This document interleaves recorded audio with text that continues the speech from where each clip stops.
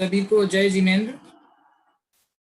जैसा कि कोमल जी ने अभी बताया कि कल का दिन और आज का दिन ये हम सभी के लिए एक महत्वपूर्ण तिथियां हैं और इन तिथियों का कारण यह है कि जेठ सुद नोम का दिन जो है वह आदरणीय विद्वान लालचंद भाई अमरचंद भाई मोदी जो राजकोट निवासी थे उनके जन्म दिवस की तिथि है और जेठ सुद दशमी जो आज का दिन है वह पूज्य शांताबेन का समाधि दिवस है।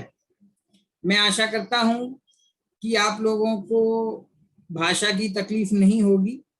मुझे कोमल जी ने हिंदी में बोलने के लिए कहा है ताकि अभी जो लोग जूम पर जुड़े हैं और बाद में भी जो लोग इसे यूट्यूब पर देखेंगे तो ज्यादा लोग लाभ ले सकें, हिंदी भाषी लोग भी इसका लाभ ले सकें। इसीलिए मैं हिंदी में अपनी बात कहने जा रहा हूं। मुझे आज जो यहाँ विषय दिया गया है वह है लालचंद भाई का जीवन परिचय, life history of Shri Lalchand भाई।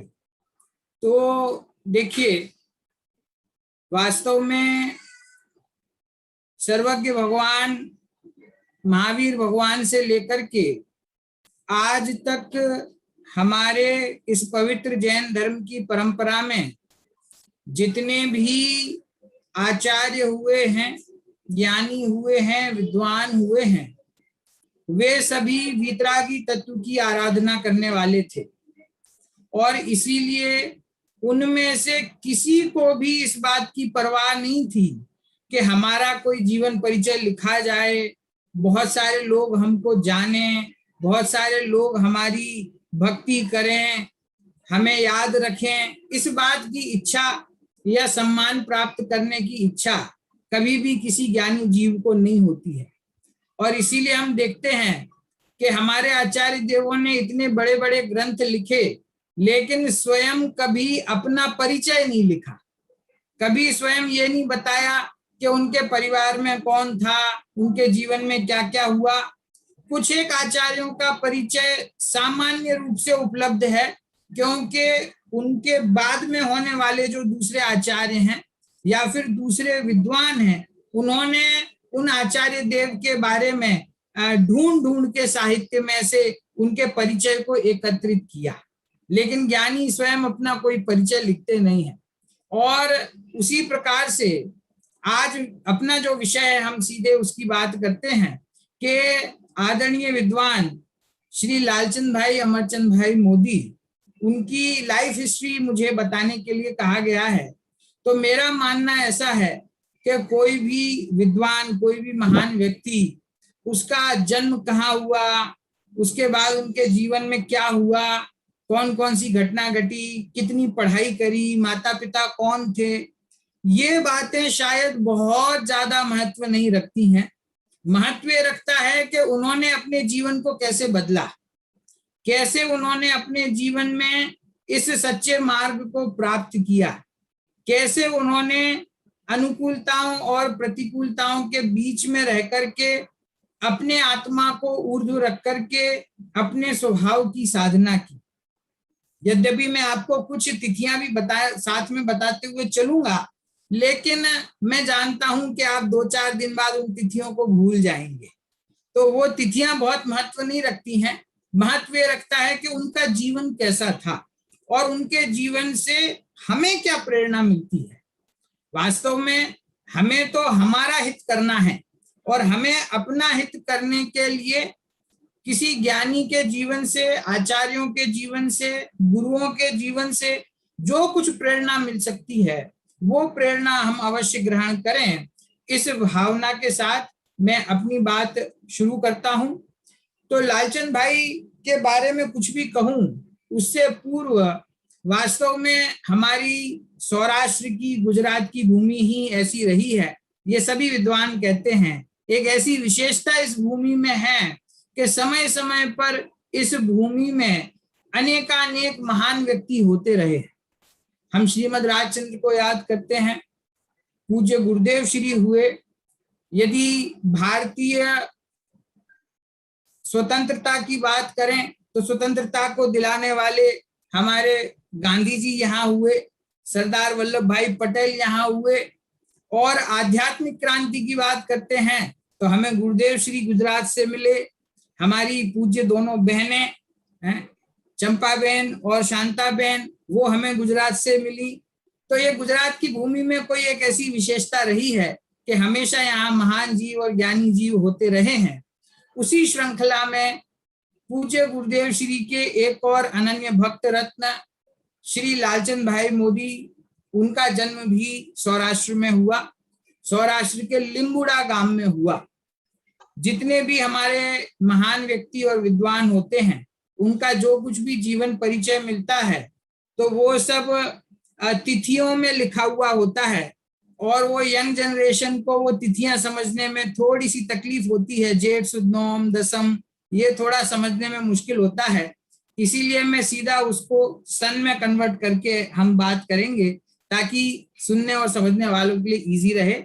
तो 16 जून 1910 इस तारीख को आदरणीय लालचंद भाई का जन्म, यूं कहूंगा कि बालक लालचंद का जन्म सौराष्ट्र के लिंबुड़ा नाम के गांव में हुआ। और जन्म से वे स्थानकवासी संप्रदाय में उनका जन्म हुआ, और उन्हीं संस्कारों के साथ में, धार्मिक संस्कारों के साथ में उन्होंने अपना बचपन बिताया।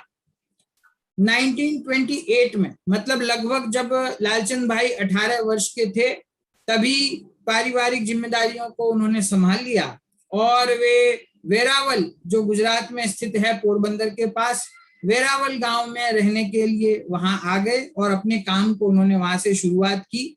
इन सब तिथियों को बहुत महत्व मैं नहीं देता हूं। पहली महत्वपूर्ण तिथि जो आती है, जो समय आता है, वो है 1939। जब वो करीब 28-29 वर्ष के थे तो वे अपने कुछ काम से जेतपुर गांव में आए हुए थे, जेतपुर। और जेतपुर के अंदर उसी समय पूज्य गुरुदेव श्री भी वहां विद्यमान थे, मौजूद थे। गांव वालों से पता चला कि कोई सोनगढ़ के कांजी स्वामी भी यहाँ आए हुए हैं और वे बहुत प्रभावशाली रूप से आत्मा की और तत्व की बात करते हैं, तो आपको एक बार उनके दर्शन करने के लिए अवश्य जाना चाहिए। लालचंद भाई को भी इच्छा हुई कि मैं भी एक बार तो जाकर के देखूं कि कांजी स्वामी कौन हैं, और वे वहां पूज्य गुरुदेव श्री के दर्शन करने के लिए आए। दोपहर का समय था। जाकर के लालचंद भाई ने उन्हें नमस्कार किया और उनके पास बैठे। और उस समय के जो लोग हैं उनसे हमें ऐसी बात सुनने में आती है कि पूज्य गुरुदेव श्री ने भाई श्री को देखा और देखने के बाद उनको गहरी दृष्टि से कुछ समय के लिए देखते रहे। और प्रथम परिचय था गुरुदेव का और लालचंद भाई का, प्रथम परिचय था। लेकिन गुरुदेव उनको एक गहरी दृष्टि से कुछ समय तक देखते रहे। फिर पास में आकर के उन्होंने कहा कि देखो, ये जो मैं बात कहता हूं ये बहुत ऊंची और सूक्ष्म बात है, ये बहुत उत्तम श्रेणी की बात है, और जब आप सोनगढ़ आएंगे तब हम इसके बारे में और विस्तार से बात करेंगे। ऐसा पूज्य गुरुदेव श्री ने लालचंद भाई को स्वयं आकर के कहा पहले ही परिचय में। तो ऐसा उस समय मौजूद लोगों को ऐसा लगा कि क्या इनका कोई पूर्व का परिचय है।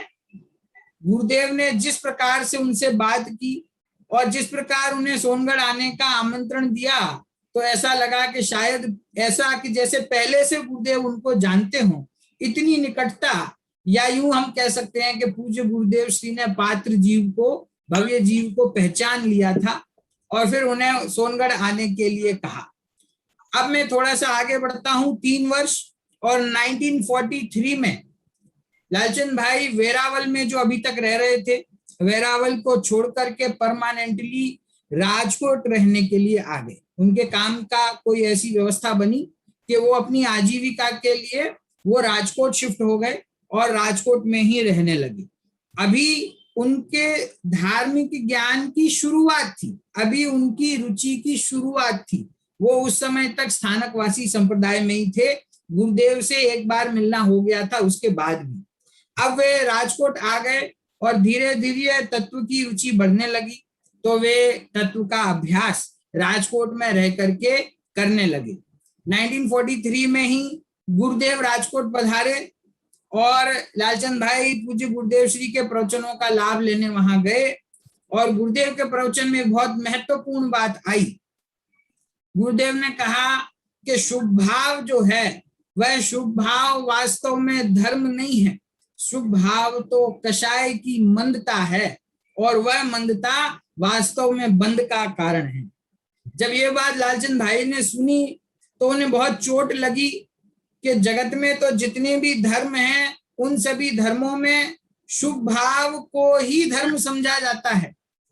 जब हम शुभ भाव करते हैं और शुभ क्रियाएं करते हैं, यही तो धर्म है। व्रत करना, उपवास करना, भगवान की पूजन भक्ति करना, इसी का नाम तो धर्म है। और ये कान्जी महाराज कहते हैं कि ये तो कषाय है, तो ये क्या बात है। ऐसी चोट उन्हें लगी और उनकी रुचि बढ़ती गई और उन्होंने और अधिक अधिक अधिक अभ्यास करना प्रारंभ कर दिया।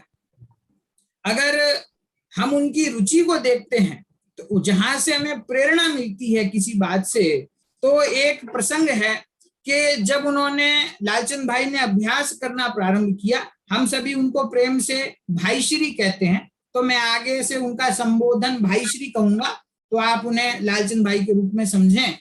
तो जब भाई श्री को रुचि लगी तो उन्होंने राजकोट में एक विद्वान को ढूंढा और उनसे निवेदन किया कि आप हमें जैन धर्म की, दिगंबर धर्म की प्रारंभिक बात सिखाएं, क्योंकि वो स्वयं स्थानकवासी संप्रदाय से थे। तो उन्होंने निवेदन किया कि आप हमें दिगंबर मत की बेसिक बातें जो हैं वो हमें सिखाएं। तो वहां पर सिद्धांत प्रवेशिका जो हमारा ग्रंथ है जिसमें प्रारंभिक परिभाषाएं हैं, तो उसका अभ्यास प्रारंभ करने की बात कही। तो वो विद्वान ने कहा कि लालचंद भाई, मैं तो सुबह से ही बहुत व्यस्त रहता हूँ, 6 बजे से प्रारंभ करके, और मेरा पूरा दिन बहुत व्यस्त रहता है, मेरे पास समय नहीं है। यदि आप वास्तव में पढ़ना चाहते हैं तो आप सुबह 4 बजे मेरे पास आ जाइए। मैं तो सुबह 4 बजे उठ जाता हूँ, आप 4 बजे आ जाइए, तो 4 बजे सुबह उठ करके हम स्वाध्याय कर सकते हैं।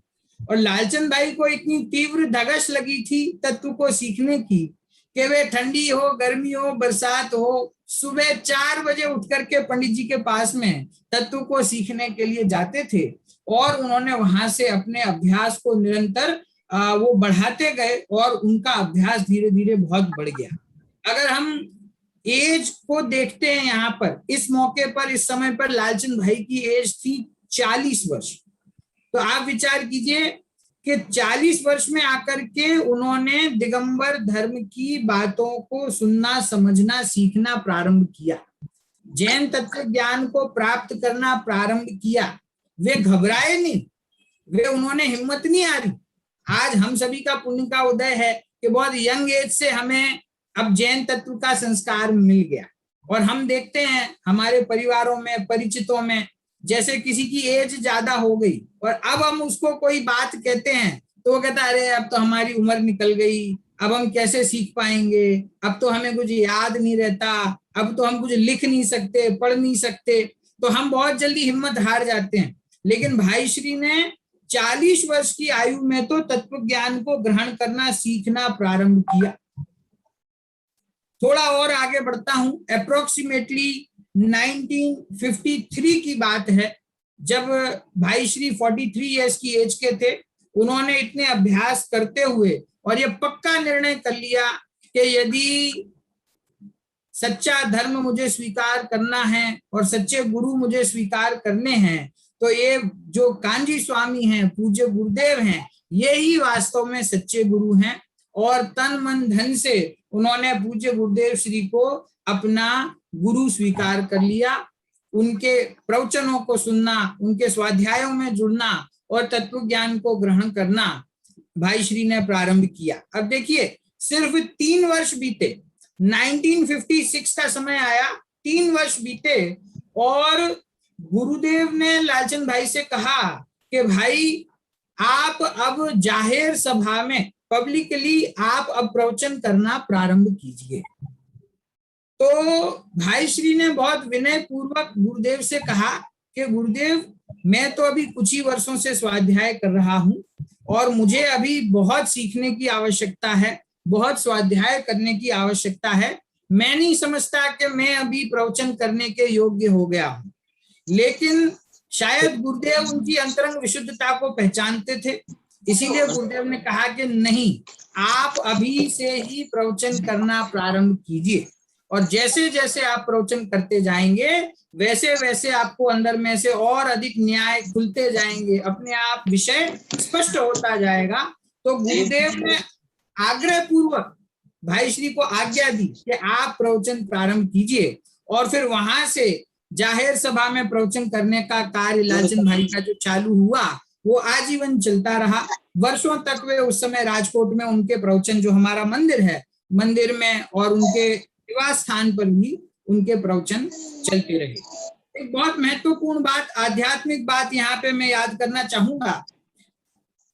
जिस समय गुजरात में अधिकतर लोग स्थानकवासी या फिर श्वेतांबर संप्रदाय से बिलोंग करते थे, उस समय जामनगर में एक वीर जी भाई वारिया थे।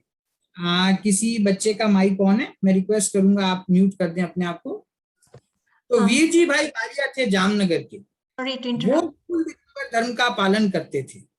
तो उनसे भाई श्री का सोनगढ़ में मिलना हुआ और ऐसा कहा जाता है, ऐसा माना जाता है कि वे वीर जी भाई थे, वे स्वयं आत्मज्ञानी सम्यक दृष्टि पुरुष थे। देखिए, समय सार ग्रंथ की ऐसी महिमा है कि समय सार ग्रंथ का अभ्यास करके और पूज्य गुरुदेव श्री की वाणी को सुनकर के ना जाने कितने जीवों ने आत्मानुभव प्राप्त किया है।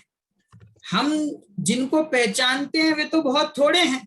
हम जानते हैं कि भगवती बहन चंपा बहन ने सम्यक दर्शन प्राप्त किया, शांता बहन ने आत्मानुभव को प्राप्त किया, एक दो और सोगानी जी साहब ने सम्यक दर्शन प्राप्त किया। हमें तो 3-4 लोगों के ही नाम पता है, लेकिन वास्तव में न जाने कितने जीवों ने समय सार के अभ्यास से और गुरुदेव के प्रवचन के निमित्त से अपनी आत्मा को प्राप्त किया।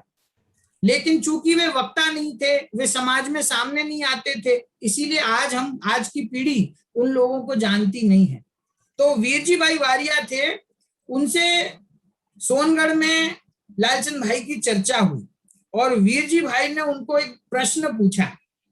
वो एक खंबे के सामने गए, खंबा आप लोग समझते हैं, गुजराती में कहते हैं थांबला, पोल, थांबलो।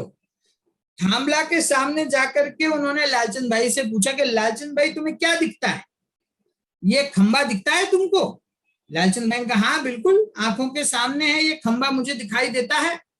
तो वीर जी भाई ने कहा नहीं, आपको ये खंबा जानने में नहीं आता है, आपको अपना आत्मा जानने में आता है।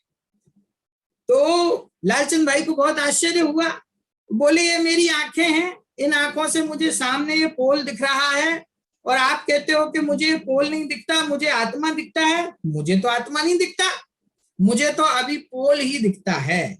जब मुझे आत्मा दिखेगा तब मैं कहूंगा कि आत्मा दिखता है, लेकिन अभी तो मुझे सामने ये वस्तु दिखाई देती है।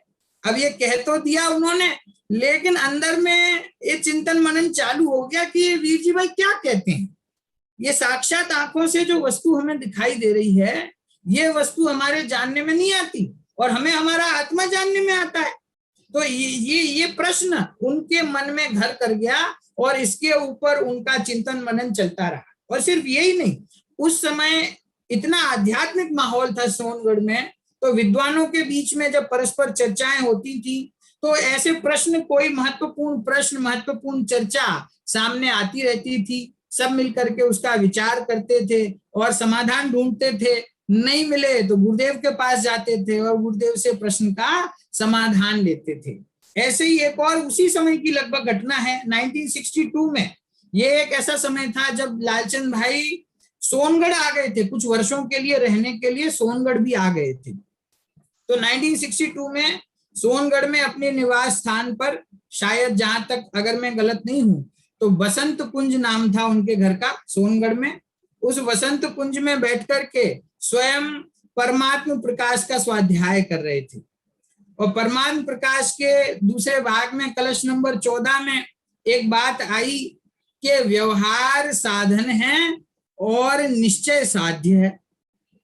अब यहाँ पर लालचंद भाई की सुई अटक गई कि हम गुरुदेव श्री का प्रवचन सुनते हैं और गुरुदेव श्री ने हमें ये आज्ञा दी है कि व्यवहार निश्चय का कारण नहीं होता है, व्यवहार करते करते कभी निश्चय नहीं हो सकता है।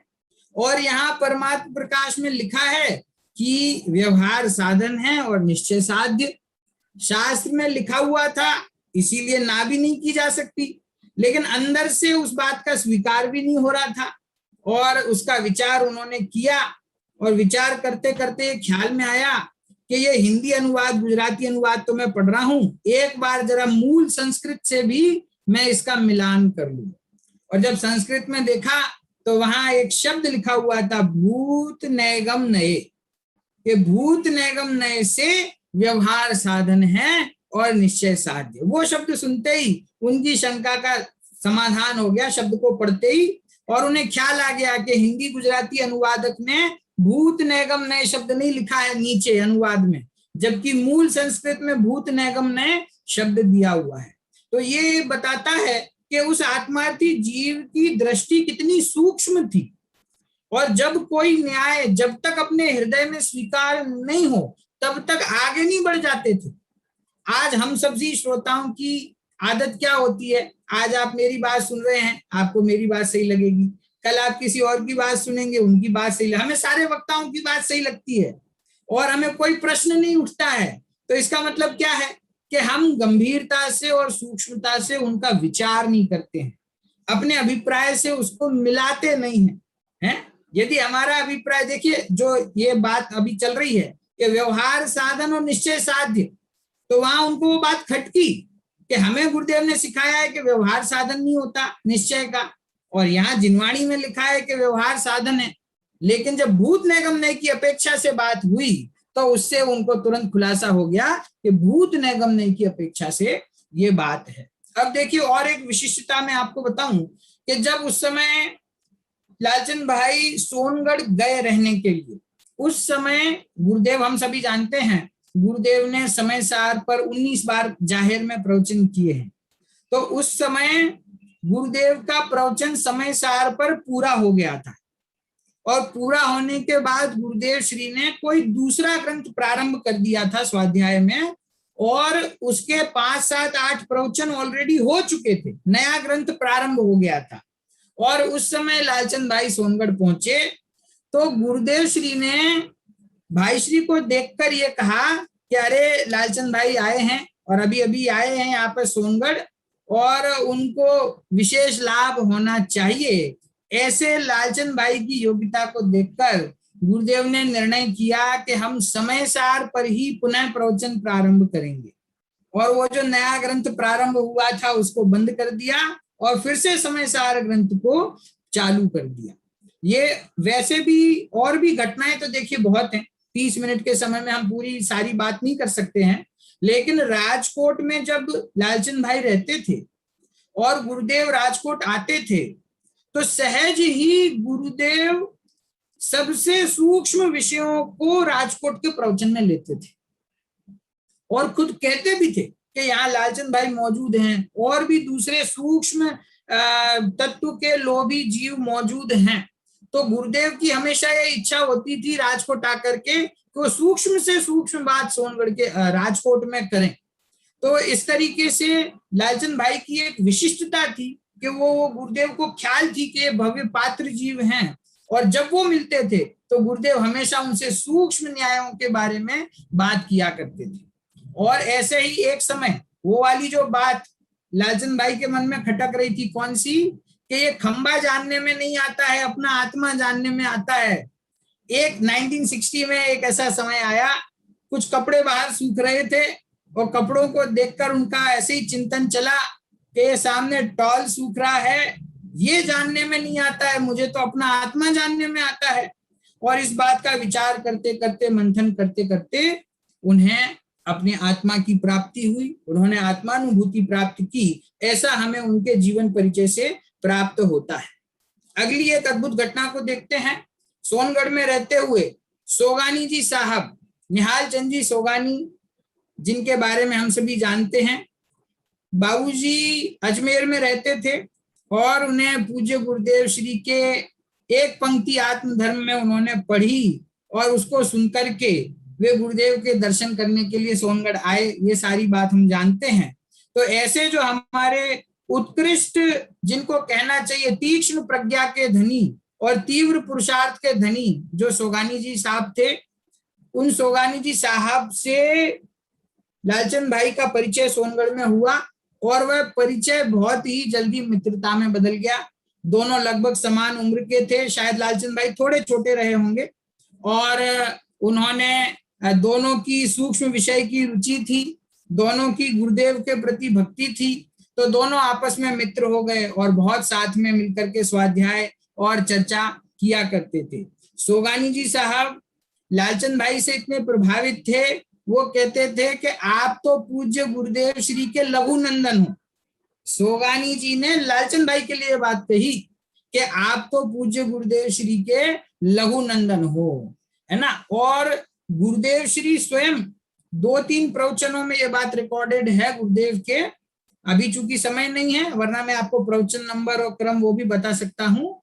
गुरुदेव स्वयं कहते थे कि लालचंद भाई की दृष्टि बहुत निर्मल है। जब वे बॉम्बे में रह करके लालचंद भाई प्रवचन करते थे, तो गुरुदेव ने उनको सोनगढ़ में याद किया कि लालचंद भाई मुंबई में प्रवचन करते हैं, हमारा जो जवेरी बाजार का अपना प्रसिद्ध मंदिर है मुंबा देवी का, वहीं उनका प्रवचन चलता था और गुरुदेव को यह समाचार प्राप्त था। तो गुरुदेव ने अपने प्रवचन में याद किया कि लालचंद भाई मुंबई में अभी प्रवचन कर रहे हैं और उनकी दृष्टि बहुत निर्मल है। और ऐसा एक बार नहीं, कई स्थानों पर गुरुदेव ने कहा है, जिससे हमें भाई श्री की विशिष्टता के बारे में पता चलता है।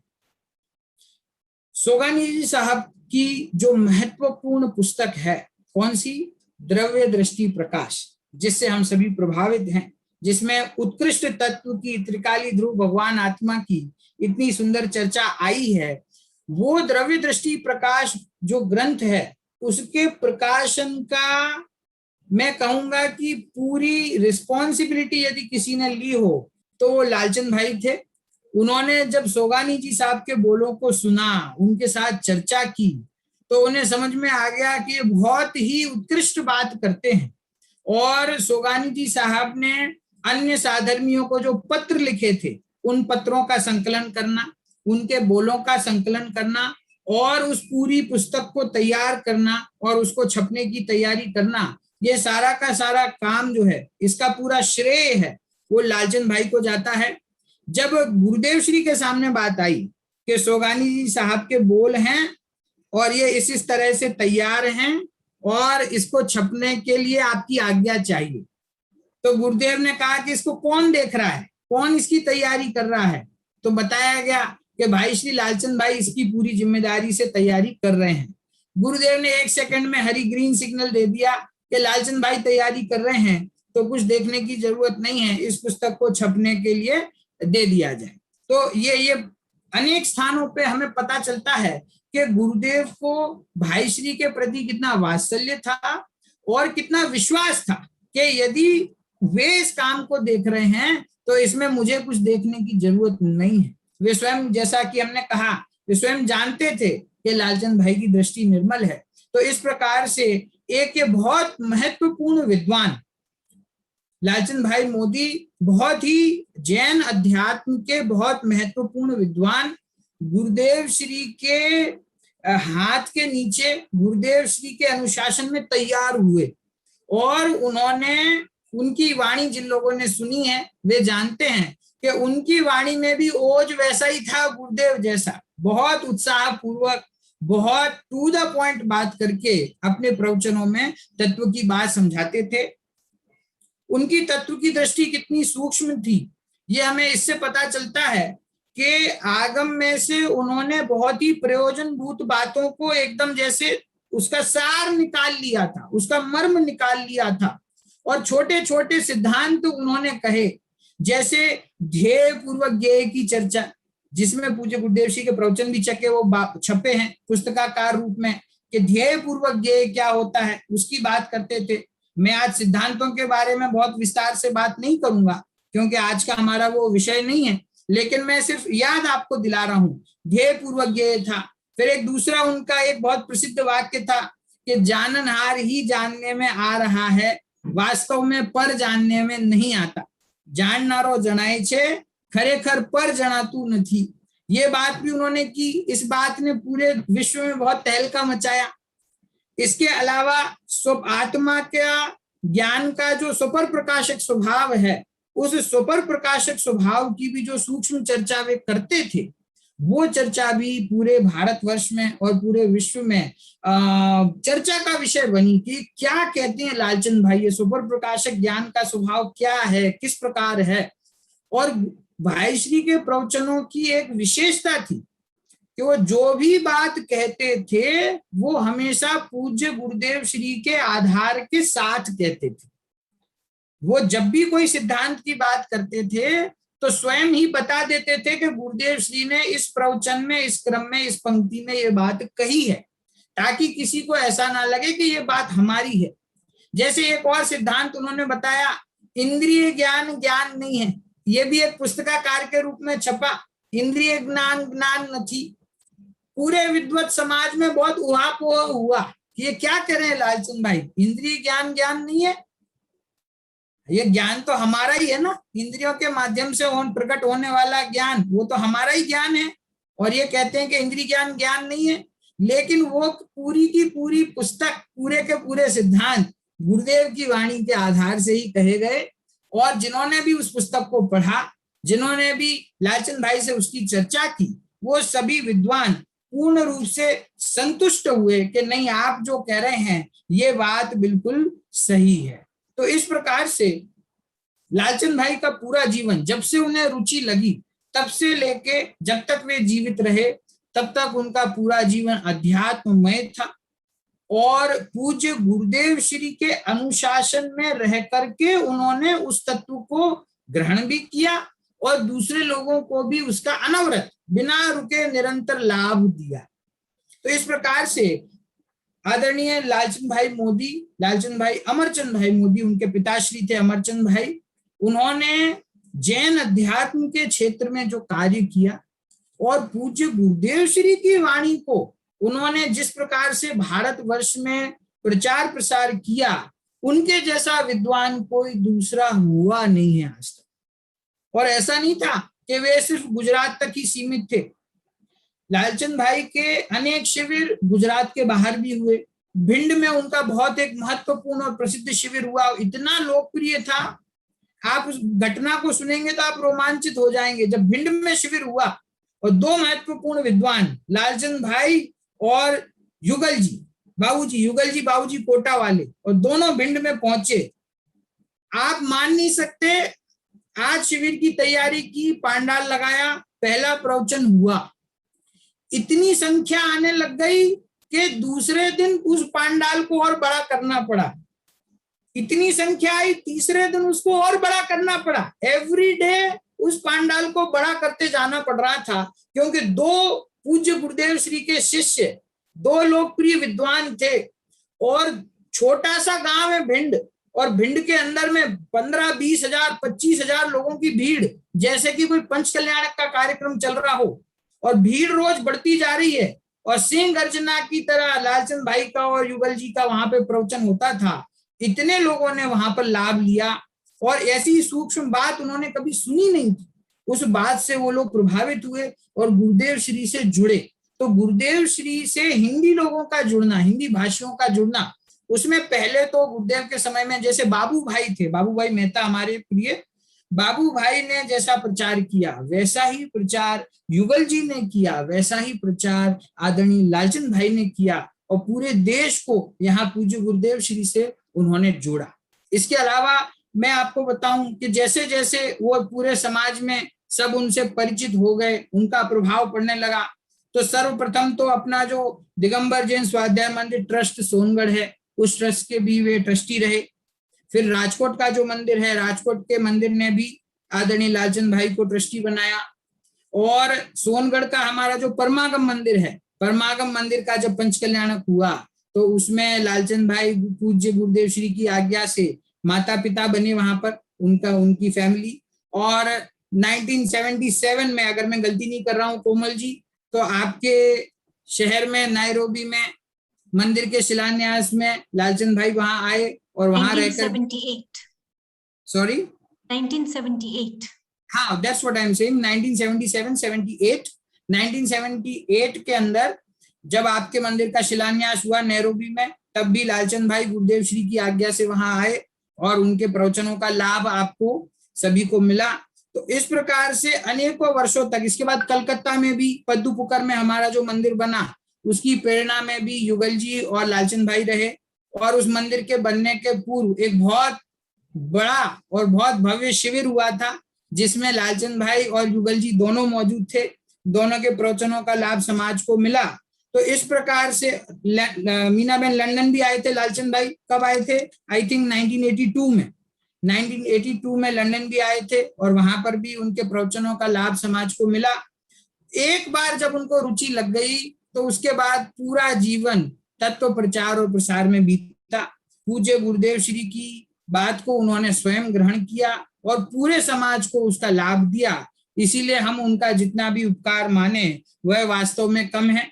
मैं स्वयं ही अपने आप को बहुत भाग्यशाली मानता हूं कि मैं जब स्वयं 11 वर्ष का था, ये बात है 1993 की, और मेरे पिताजी को भी तब रुचि हुई और लालचंद भाई की बात सुनकर के हम बहुत प्रभावित हुए, हमारा परिवार। और हम मूल तो हिंदी भाषी हैं, हम स्वयं मध्य प्रदेश के रहने वाले हैं, लेकिन लालचंद भाई की बात को सुनकर के, उनसे प्रभावित होकर के हम परमानेंटली हिंदी क्षेत्र को छोड़कर गुजरात आ गए, राजकोट आ गए। और बचपन से ही मेरे माता पिता के संस्कारों के बल से मैं लालचंद भाई के प्रवचनों में बैठने लगा, उनके प्रवचनों को सुनने और समझने का प्रयास करने लगा। और उनका बहुत वात्सल्य मेरे ऊपर था, जैसे एक दादा का अपने पोते के ऊपर वात्सल्य होता है, वही वात्सल्य से सरल मुझसे प्रश्न पूछा करते थे ताकि एक बालक की रुचि बढ़े। मैं कुछ भी जवाब देता था, वो क्षण प्रवचनों में मैं जाता था, उनके बिल्कुल नजदीक में पैरों के पास बैठता था और बहुत प्रेम से मुझे आशीर्वाद देते थे। तो अंतिम 5 वर्षों में 1993 से 1998 तक, मैं आपको बता दूं, भाई श्री का देह विलय 4 फरवरी 1998 को हुआ और 1993 में हमारा परिवार राजकोट आ गया था। तो अंतिम 5 वर्षों में उनके निकट रहने का मौका मिला, उनसे अध्यात्म सीखने को मिला और उन्हीं की प्रेरणा से फिर मैं पंडित टोडरमल स्मारक ट्रस्ट में शास्त्री का अभ्यास करने के लिए गया। तो ऐसे हमारे विद्वान थे। मैं बस एक अंतिम बात कहकर के अपनी बात समाप्त करूंगा कि भाई श्री के प्रवचनों की ये विशेषता थी कि वो, जिसने पूर्व में कभी कोई अभ्यास नहीं किया हो, जिसने कोई शास्त्र नहीं पढ़े हो, ऐसा व्यक्ति भी उनके प्रवचन में आकर बैठे, 45 मिनट्स के अंदर वो इतनी सारगर्भित बात करते थे और सरल भाषा में बात करते थे कि वो हर व्यक्ति को समझ में आ जाती थी। क्योंकि मैं स्वयं अपना एग्जाम्पल लेता हूं, मैं 11 वर्ष का था, मैंने तो कोई शास्त्र पढ़े नहीं थे, बस पाठशाला में जाता था और मैं उनके प्रवचनों में बैठता था और धीरे धीरे ही सही, लेकिन स्वपर प्रकाशक की बात, दृष्टि के विषय की बात मुझ जैसे 11 वर्ष के बालक को भी समझ में आने लग गई थी। तो इससे हमें पता चलता है कि उनकी वाणी में कितनी शक्ति थी और कितनी सारगर्भित, कोई व्यर्थ का विस्तार नहीं, टू द पॉइंट अपने आत्मस्वरूप की बात करने वाले विद्वान थे। ऐसे विद्वान का जब देह विलय हुआ तो वास्तव में भारत ने एक ऐसा विद्वान खो दिया कि जिसकी क्षतिपूर्ति करना असंभव है, असंभव रहेगी। ऐसे विद्वान, आत्मानुभवी ज्ञानी विद्वानों को वापस से हमें कोई मिले, ऐसा सौभाग्य पता नहीं कब आएगा, लेकिन हमारे पास उनकी वाणी है, पूज्य गुरुदेव श्री की वाणी है, लालचंद भाई का साहित्य है, उनकी वाणी है, हम उसका लाभ लेते रहें और अपना आत्महित करें। इस भावना से मैं अभी की बात समाप्त करता हूं। थोड़ा समय अधिक हो गया है, इसके लिए मैं क्षमा चाहता हूं। जय जिनेन्द्र। थैंक यू पंडित जी। आपकी एक बात बहुत सही है, जो भी लालचंद भाई के कांटेक्ट में आता है वो जैसे कि मेरा भी कोई अभ्यास नहीं था और एकदम वो जैसे एकदम चोट लग जाती है और एकदम वो इस समझ में भी नहीं आता तो भी ऐसा लगता है ये क्या कह रहे, और फिर जिज्ञासा से वो समझ में आ ही जाता है। So thank you very much. और आप बहुत ही केपेबल पंडित है, इसलिए 11 वर्ष की उम्र में आपको सब समझ में आने लगा। नेक्स्ट